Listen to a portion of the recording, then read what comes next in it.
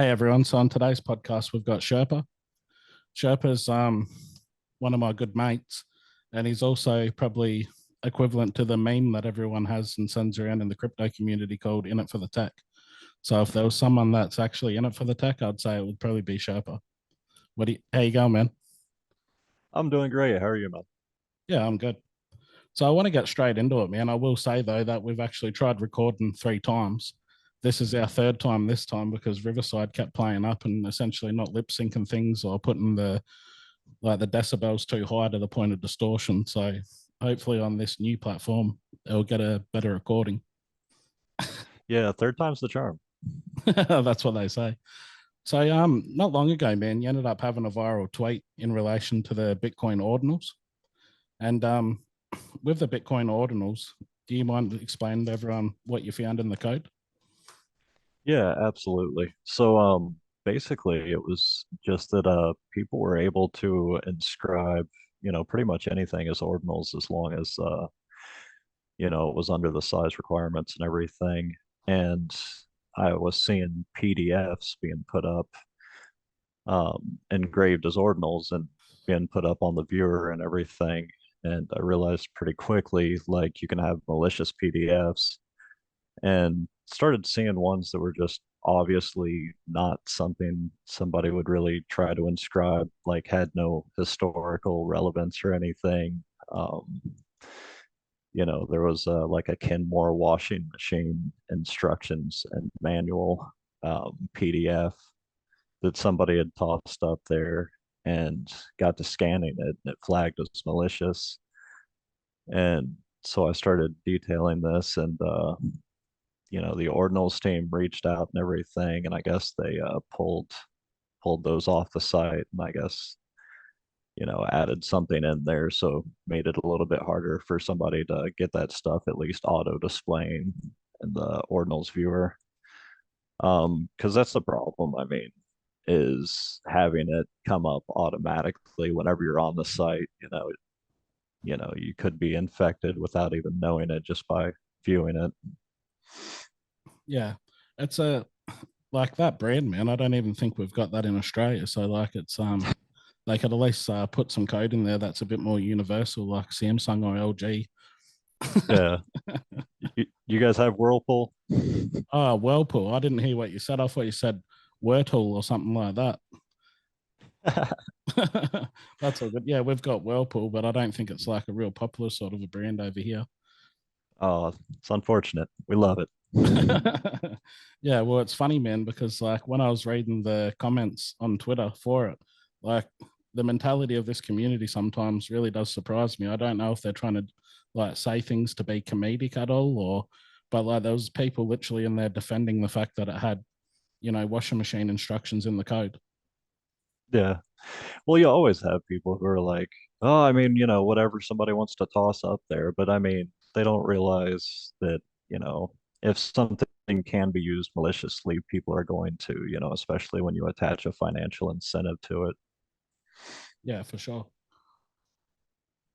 So the other thing that I wanted to talk to you about today as well, man, because it's only just been released, and I know that you've sort of been following, the Gala ecosystem, not not probably to the extent of someone that's like essentially all in like myself, but I know that you've been keeping an eye on the project itself, and they've just released Gala music. So have you heard much about that at all?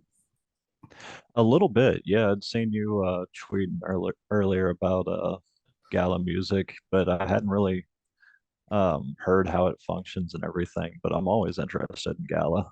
Like, it's a great project. Yeah, well, essentially at the moment, man, like you can essentially buy the tracks. So a while back, they ended up having a Gala Music node sale, and those of us that participated in it bought some. And essentially, what you can do is get the tracks that you can buy from the Gala Music store, and then you can also buy them on OpenSea as well. But then you can attach those tracks to the node, and then by doing that, you get like a distribution of something called beams.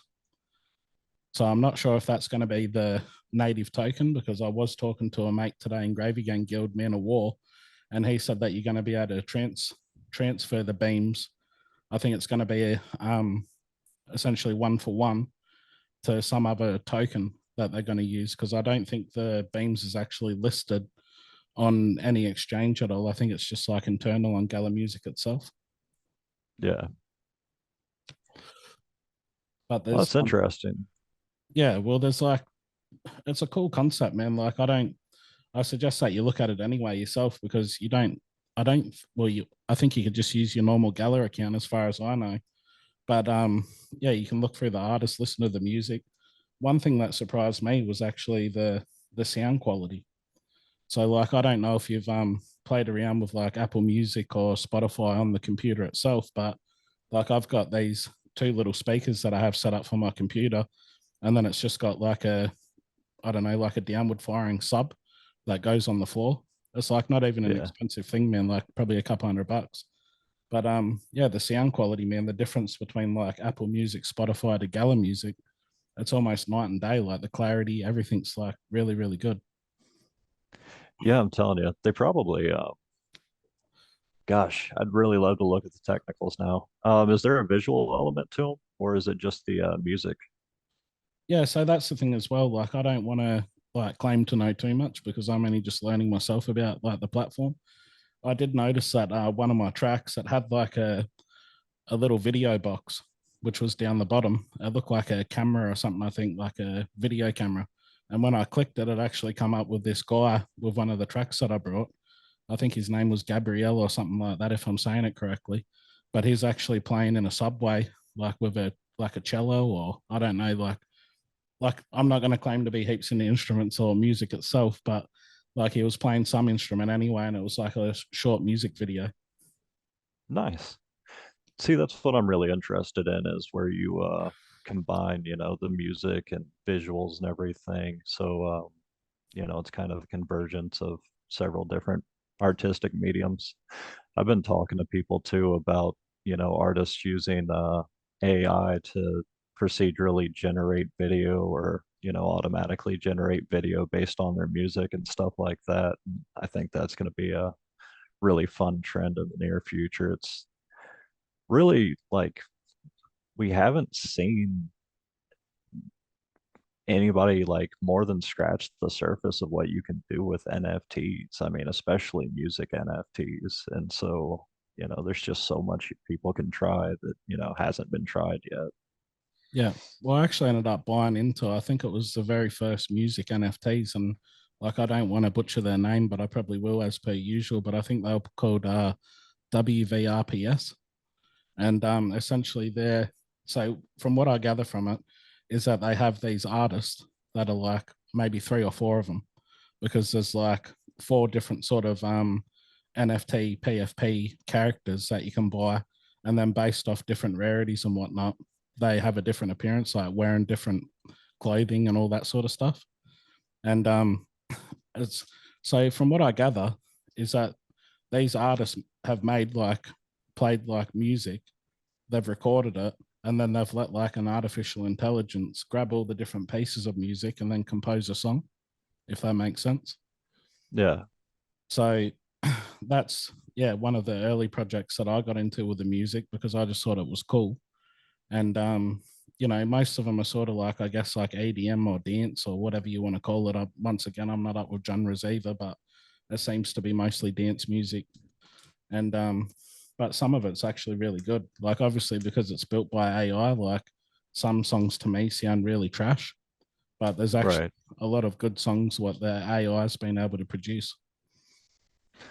Well, the thing is like, most AI are kind of like prediction models or progression models and everything. So like chat gpt in a lot of cases is completing per your prompt and everything, and so it's searching for the answer that's closest to what it thinks you want.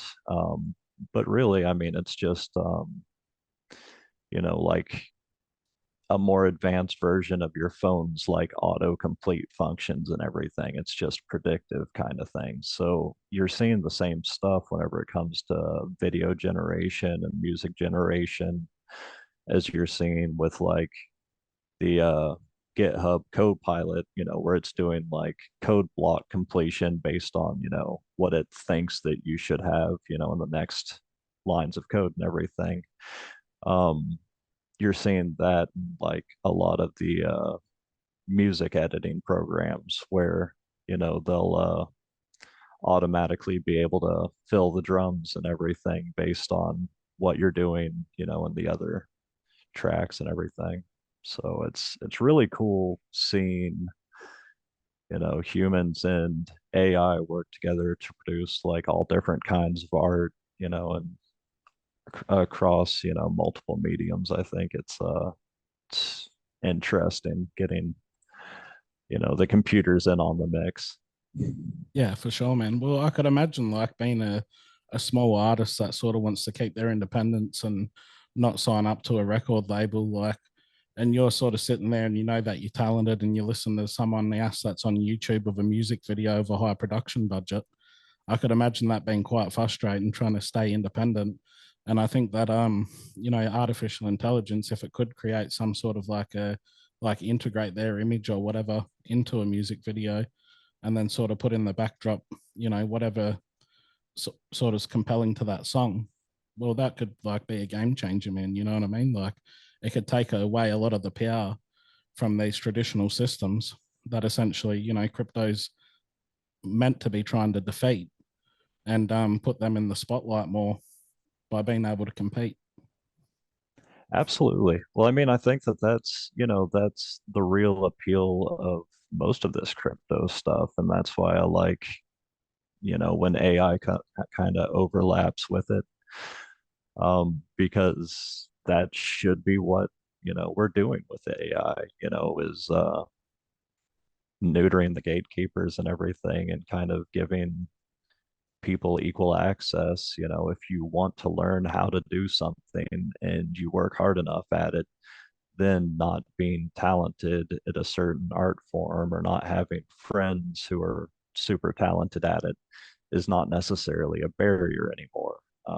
Or not having like a huge studio or label behind you is not necessarily a barrier anymore. Like you can create AI generated videos, and if you work hard enough, you can even um, put in like the training data, so it's using images that are relevant to the music that you're doing and everything, or even images of your band and stuff. The sky's the limit. If people research hard enough and try enough stuff, they'll find something that works. So there's nobody to tell you no anymore. I mean, that's the cool thing for me. Yeah, for sure, man. Well, it's all about freedom, really, isn't it? That's why we're here. So the other cool thing that I'd like to say, man, about the Gala music as well is it's like they've made like a really interpersonal relationship between the purchaser of the NFT and the artist itself, because they've essentially put in like a staking mechanism where you can go to an artist's page and then that with the beam token that you're getting in your daily distro, you can actually put like say 100 beams down, and then 100 beams will open like category 1 out of 3, which is the first one, which might give you like special access to like a Discord server that has that artist in it, so you can actually communicate like with the artist. And like through the different tiers and categories, I think it's like you get cheaper. Like if they were going to do a concert or something like that, or they were coming out with some sort of special merch or anything, well then you'd actually have access to that stuff at a cheaper price or whatever. And yeah, and I think it's category 2 or 3 that you can unlock. I think you actually get like 5% off for their future NFT track sales, which I reckon is pretty cool as well. Nice. Yeah, that is really cool. I mean, it's like taking, some of the use cases that other NFTs have tried, but saying, they're opt-in. If you just want to collect the NFT, then that's fine. But if you actually want access, to the full range of, options and everything, then you actually have to, stake your interest in it, which I think that that's cool. I really like opt-in systems, so Yeah. big fan of that method. Well, the other cool thing as well, and I was listening to Faz Radio yesterday, and I believe it was Like there was four of them at the time: Betty, Forged in Crypto, Titan, and Faz. And I'm just saying all four names because I listened to a podcast with Forged in Crypto on it not long ago, and he couldn't remember what my name was. So, but yeah. So with the staking mechanism, they were saying on the podcast that they didn't believe that you could actually unstake the reward. And I actually ended up testing it out today. So I actually unstaked. I think I only had like 100 beams or something on one artist, and I unstaked it, and not a problem at all. Just straight back into the wallet. And just removes that feature. Yeah, so I just don't have access to category one, which was like the personalized Discord and everything. So, like I did when I did unlock the category one, I did go to look in Gala Music to see if something was unlocked because I have my Discord account attached to my like my Gala account. But yeah, for the life of me, I couldn't find anything. So I'm guessing that might be like a future feature that might be unlocked for the user. But Yeah. yeah, just so those lads know anyway, you can actually unstake. And I don't think because I know that in Gala itself, they have like an honor system. So if you like sell something, or if you sell like for instance with spider tanks, if you sell one of the NFTs or you cash, I can't remember what you do if like you cash it into Ethereum from Geary, well then I think your honor goes down. So I'm not sure if it affects that sort of thing or if Gala Music has an honor system, but yeah, I should be able to find that out very soon. Yeah. I love how, you know, I know that the whole team has put a lot of effort into figuring out the different carrots and sticks with all of these systems, but I don't know. I kind of nerd out over that stuff. You talk about being in it for the tech. That's the stuff that gets me is, well, how do you deal with if people do this, and how do you deal with if people exploit this system. I love it whenever a team's got all that figured out.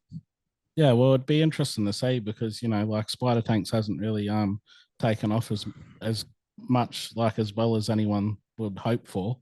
But at the end of the day, like in another 3 to 6 months, even 12 months, like who knows, maybe it's the most popular game in blockchain. So it's just one of those things. And like at the end of the day, like if you don't want your NFT price, like NFTs to tank on the secondary market because it sort of makes it a hard argument to buy from the store if you know that once they're sold from the store and they're listed on OpenSea, they're going to be 1/4 of the price. So by putting that on a system, you're incentivized not to sell because even your like silk earnings for playing the game are going to be less because you don't have as much honor. Yeah, So, no, absolutely. And I mean, a lot of that is going to be tweaking and stuff, with the individual games and everything else is, people see what it is now and, maybe they're not thrilled with it. Um, but a lot of that is live and learn and testing out and figuring, what works and what doesn't with the economy and everything. I mean, because it really is all carrots and sticks. I mean, Bitcoin had it easy because it was just trying to figure out the carrots and sticks for one problem. I mean, just transferring money and making sure that it had value, mhm. and it was immutable and everything. But suddenly we've got all of these more complicated systems, and you've got to have so many more carrots and sticks involved to make everything work right. But figuring that out is half the fun, I think. Yeah, for sure, man. So I want to go into a different category as well. Like for those that don't know, Sherpa's actually worked a lot with different influencers over his time in crypto. Yeah, I'm mostly doing vetting, writing articles, or I'm sure you'll fill us in with anything else that you've participated in. But like what's that experience been for you, man? Like as far as the vetting and like finding content to write articles that are accurate. It's always been interesting. I mean, I think that's the thing that I like about the crypto space is most other spaces, I'd get a certain level of proficiency and I'd get bored with it because, you just run out of stuff to learn or you hit like a plateau or something. But with crypto, I mean, it's just so many new things every single day. And I mean, at one point, I was looking at 40 to 50 projects a month at least. Um, and just, diving into not only uh, all the different things that people can try legitimately in the space and all the different cool ideas that can be tried, but also all the different ways that people can try to scam or rug pull because there's so much more creativity on that side. Um, I mean, the number of ways that people have, figured out how to rug a smart contract without it looking like a rug, or how to look legitimate without being legitimate. People are really creative. They come up with a lot of really, really interesting approaches to it. Um, and that was always the fun of it for me, is just trying to figure out that stuff and the red flags and everything. Um, I kind of always look for the exploits or the downside or the red flags and everything naturally. And so with crypto, where you're actually getting this payoff because there's tons of them. Mhm. It's just it's never gotten boring. Yeah, so in relation to like writing articles and stuff, man, like with how many scammers are in the space, like how do you define what's accurate information? I mean, basically what I try to do is you approach everything critically as if it's a scam, and if you can't prove that it is, then, that's about as good as it's going to get. So you have, so many things in your toolbox, and you learn more every time that you go through another project and you see another, approach to trying to trick you and stuff. But, say you go on LinkedIn and everything, and it's new profiles for the team members, that's a red flag. Um, and then you go down and you see that they don't have any endorsements on their skills, or maybe their skills are endorsed, but then whenever you look at the people who are endorsing them, it's like, oh, these are all people who belong to the same marketing agency, which the company hired. So how do they know that you're good at those skills? You didn't work with them. They're just marketing. Um, that's another red flag, and then you hit other stuff in the audits, ability to rug and stuff. Um, a lot of stuff in the smart contracts. So you build up more and more um, of these red flags and everything. And the more that present themselves, the more obvious it is that it's a scam. Any project may have a couple of red flags or issues or concerns, but whenever you get to, 10, 15, 20 different problems with it, then it's like, yeah, this is pretty obvious that you guys are trying to pull the wool over people's eyes. Yeah. Well, I remember when I first got into crypto, man, like I didn't really know shit. And like you're looking through different projects and all the rest of it, and they'll have like a anime avatar, and that will be like essentially the CEO or manager or whatever it is of the project.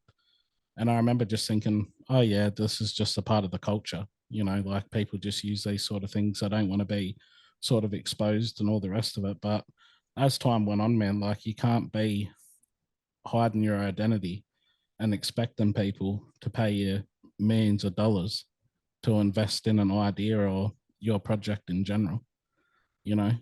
So Yeah, if I see that shit now, I just if they have like an anime picture or just anything that's not themselves that I can't essentially search them and then find them again.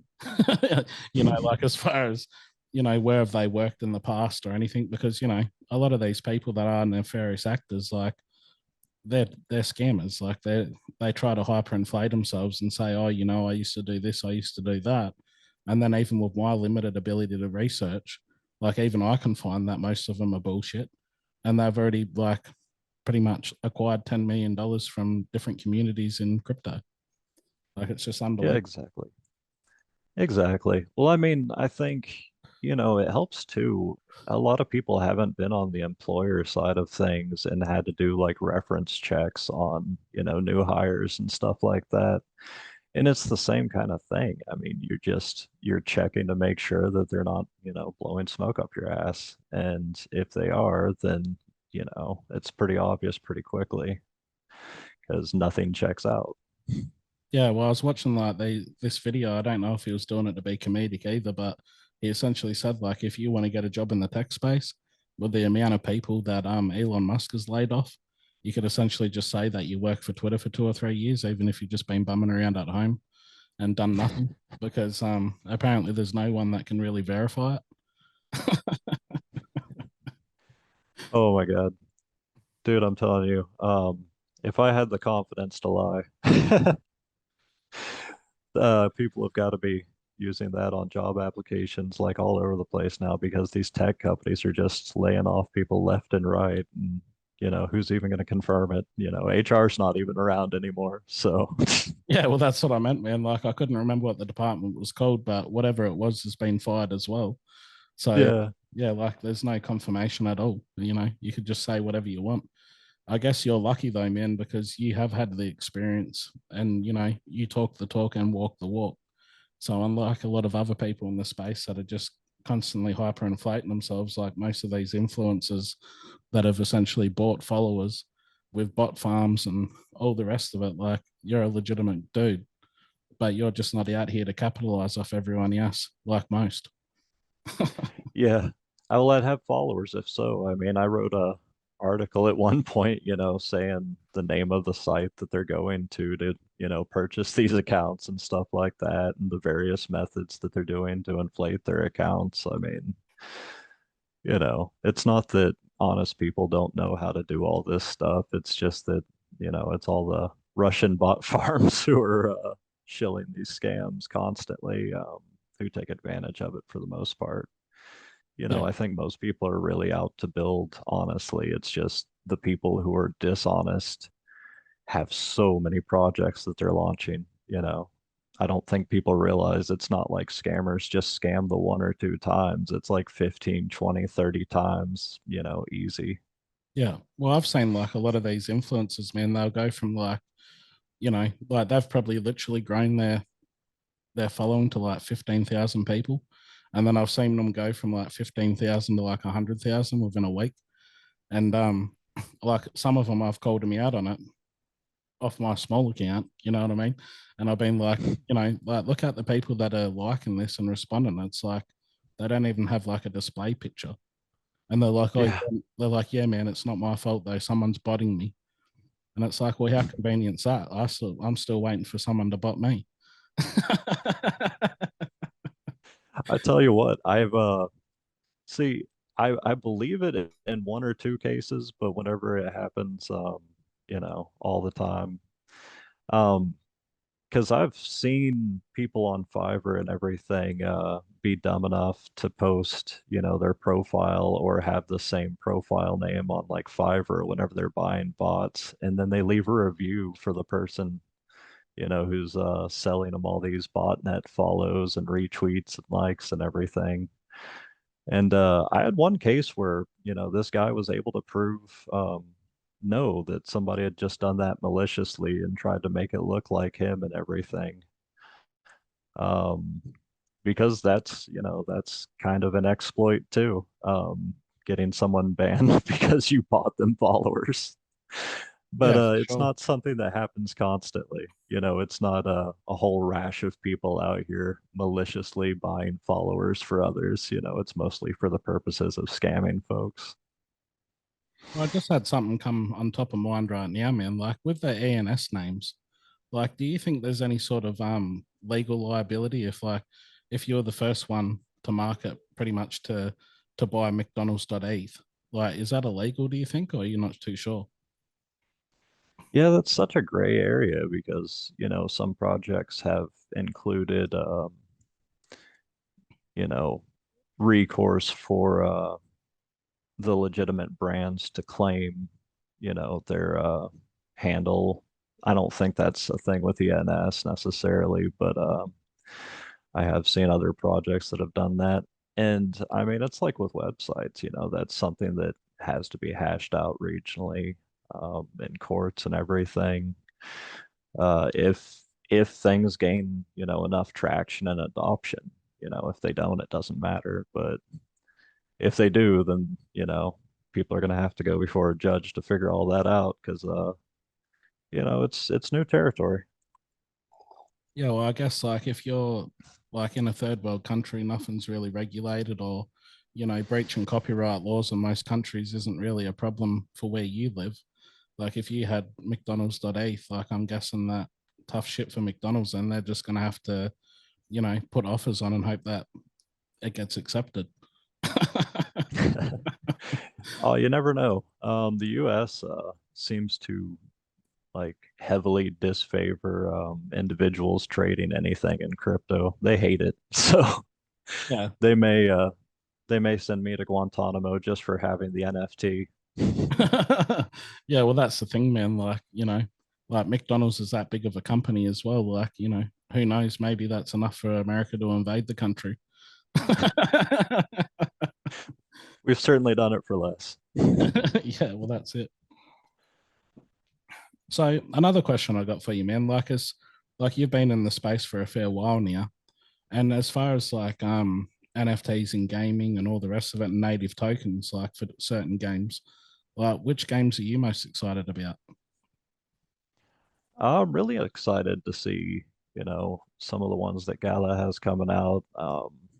Really excited to see the Walking Dead one because I'm kind of a zombie junkie. Uh, Pretty much any kind of zombie game, I'm sold already.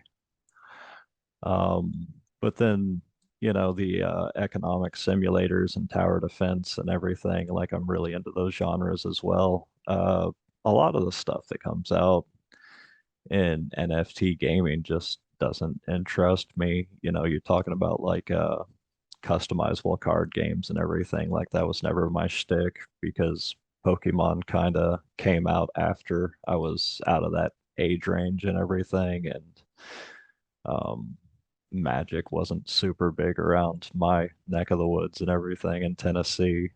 So Yeah, um, I do like didn't the really. I do like the trading cards and stuff. Like I've been in Splinterlands for probably a little bit less longer than what I've been in Gala Games. And like I don't like playing that game at all. Like it's a predictable game. Like I like not a predictable game, but it's got a I don't know how you'd say it because I guess it would be similar to like fantasy football, where you sort of like picking your different people that you want on your team, and then the computer does some sort of a like an like it computes who would win out of how many games or whatever it would be, and then that's the winner. You know what I mean? So like you can play Splinterlands and you can watch the cards fight each other, but I can't click on a card and go, I want to use this ability. So you can essentially just skip every single game and just go to the end result and just get another game. Yeah, yeah, it's just like spreadsheet battles at that point. Yeah. Um, Like it is cool, like the animations and stuff. And like I think they've done a really good job, man. Like if I compared like their marketplace with Gala's, like I think theirs is better. Like you don't go to OpenSea or anything like that. I think you can go to like Wax or something to be able to buy some of their cards or land for the game. But in the most part, like you using their website because it's got a marketplace on there where you can essentially buy and sell. You can rent cards out in the same thing. You can stake um yeah, you can stake SPS token, which I think is like called Splinter Shards or something like that. And then I think you can stake it and then you can take out 25% per per withdrawal. But then it takes like 1 week to 2 weeks for it to be accessible. But yeah, if you stake it anyway, you just keep getting your SPS rewards. Like yeah, it's just a like a hub for that game and everything's there. Like that's one thing that does sort of annoy me a little bit with Gala is the fact that I got to use OpenSea for secondary sales. Or, like it'd be good as well, like on the in the Gala dashboard, if I could rent out tokens instead of actually having to log into a game and then allocate certain things and drop pods or whatever it is for that specific title to be able to rent it out to the community. So, like if Splinterlands can do it, I can't see why they can't. yeah, absolutely. I mean, you'd kind of I think the thing that you would want is to have like a all-in-one launcher or hub or everything where you've got all the different games and everything, and you've got the NFTs and you can go buy, new stuff, but you can also sell it on secondary and you can just view stuff and, view trailers for games. You want to get as close to the best in the industry as you can get. And I mean, so, look at like Steam and everything. Um, where I'm incentivized to use Steam exclusively because it's become, kind of a hub for all of my games. Hmm. And because there's the discussions there, and there's the trailers there, and there's the ratings and the demos and everything else. Hmm. So I mean, I think that the closer they can get to that, the better off they'll be. It sounds like Splinterlands has, kind of that idea too. Yeah, well, they have actually named their tower defense game that I was telling you about a while back as well, but I just can't remember what the name is. I think it might be like Rift Watchers or something. I'm not sure, but yeah, maybe Oh, it's not. nice. But I think Dude, I love, that's going to be like a predictive thing as well. But I think it will be more fun to watch because you essentially be, laying down your towers and then watching the battle. You know what I mean? So you'd have to watch to be able to learn what do I have to do the next time if I'm going up yeah, against these creeps or whatever it is. yeah, exactly. And I mean that helps too because, you're gonna have to have people creating content because you get stuck on stuff with tower defense. Um, I know with so many of those tower defense games, like if you're on hard mode or something, there's one strategy that will work, you know? Yeah, And if you're not laying stuff down exactly that way, then you are screwed. yeah, yeah. Well, that like there hasn't really been a good tower defense game for a while. Like the last one I played that was like what I think was remotely decent was actually called Tower Defense 2. So Nice. I'm not sure if you played Dude, that one. I got really into the balloons tower defense games for a little bit. Um, it's my sister's my one of my sister's kids was super into it, and so I was like, yeah, let me check that out. And friggin' oh, it was super addictive. Um, just blowing up balloons with monkeys. I mean, what's not to love? Well, there you go. I wonder when Bored Apes will take that game and turn it into something. Yeah, that's a lost opportunity, right? I mean, Well, you got Bored Apes and balloons, man. It's a party, So and I'm pretty uh, sure with that sewer game that they coming out with, I think that was essentially just, like pretty much a reskinned older game, as far as I know. yeah, that's how most of them end up being. Um, I know I'd made a joke with Jason from Gala at one point about that. Just like it's refreshing to see a game that's not a reskin. Um, and that's something that I do appreciate from Gala because after looking at so many projects every month and everything, you just start going on like the Unreal Asset Store or the Unity Asset Store, and you're like, I recognize everything. You guys purchased this for $25 and you guys bought this for $5 and this whole game cost $100 and you're wanting $1,000 for the NFTs. It just it's mind blowing, the audacity with some of these projects. But Yeah, for it sure. makes you appreciate the ones that aren't like that.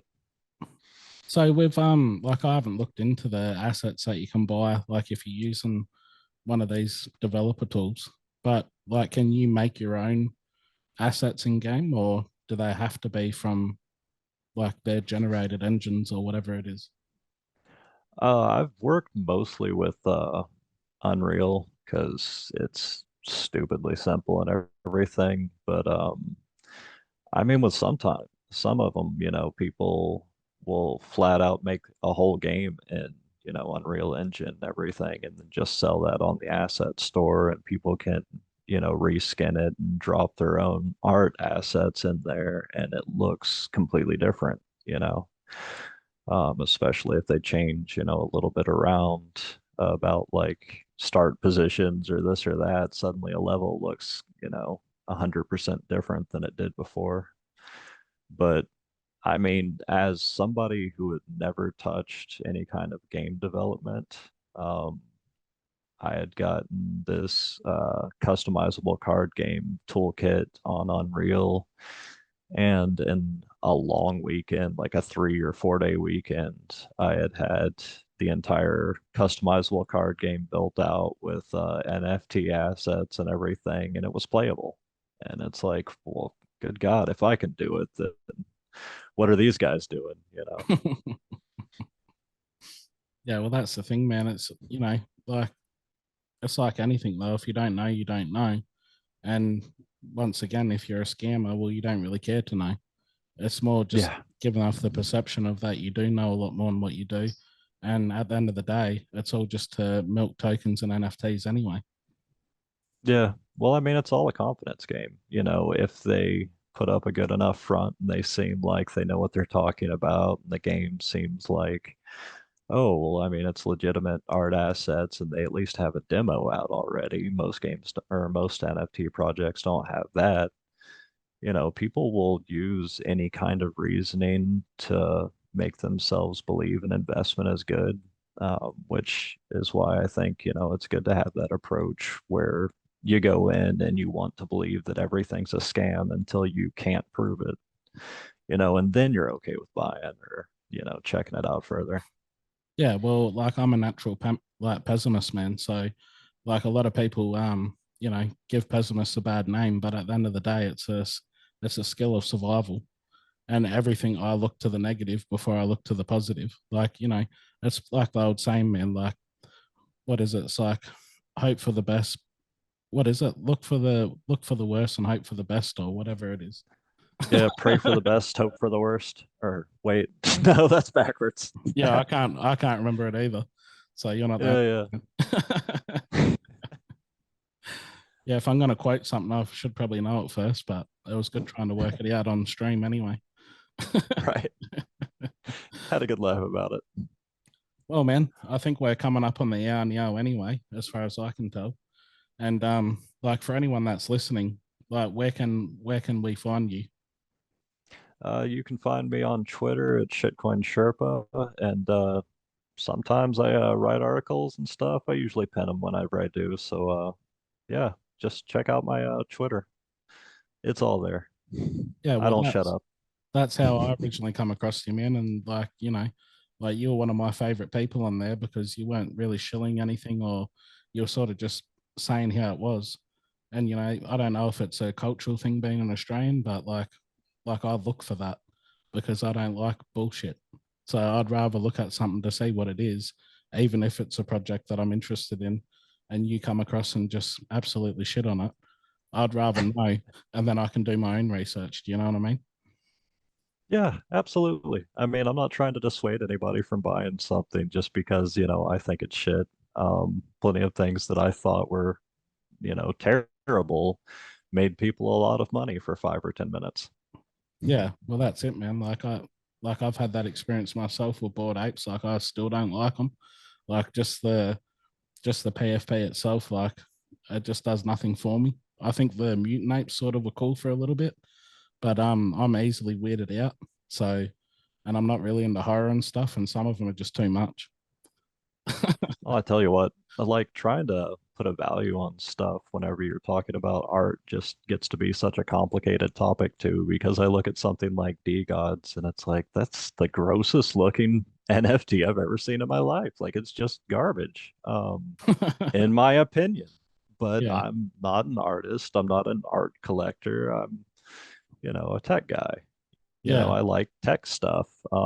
And it doesn't pop, it doesn't appeal to me. I don't know. Well, what was the guy's name? I think it was Beeple. Like I've seen maybe like one or two Beeple art pieces that I thought, oh yeah, that looks pretty cool. But like Yeah. I hope I've got the name right, but like most of his art to me just doesn't resonate at all. Like I just don't like it. And some of them are like almost like criminal to me. Like Yeah. it's like imposing certain activities in some of his pieces, and that just really turns me off.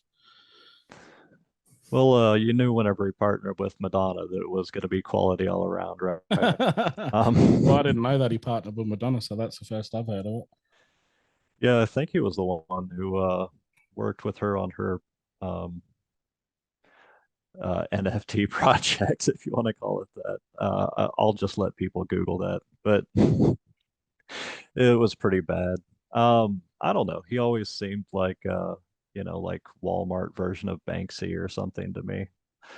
Yeah. I've been more into people who are just doing fun and creative stuff. Like, a lot of money was my favorite. He always had these eye-catching, like popping, moving pieces that felt like Monty Python-esque. And, it was original. That's what I think art is trying to be. Like that, I think his name is like Drifter Shoots, the guy who goes up on like incredibly high buildings and all these places and does these pictures where it's just a picture of his Vans shoes like from this dizzying height and everything. And it's like, well, that's, I can legitimately appreciate that as art. Yeah, well, it's each to their own. It's all relative when it comes to art anyway. So, like Yeah, exactly. I'm not saying Beeple's not a talented artist, and I'm not saying he doesn't have a lot of skill. Like to be able to produce something at all within a day that people say is high quality, like that's an impressive skill to have. But for me personally, like would I hang that like would I buy that NFT, print it out, put it up on my wall? Well, no, I wouldn't. So Yeah. from my perspective, he's not my cup of tea. But at the end of the day, he sold millions of dollars worth of NFTs, so he's obviously someone's. Yeah. Well, that's always the question, what would you hang on your wall? So, Yeah, exactly. Well, man, thanks for coming on. I've really appreciated our conversation. It's hopefully it is third time's a charm, and once we're done, it all comes out proper. And if you don't mind hanging around for a little bit, man, that'd be cool. absolutely. No problem. Awesome. Catch ya.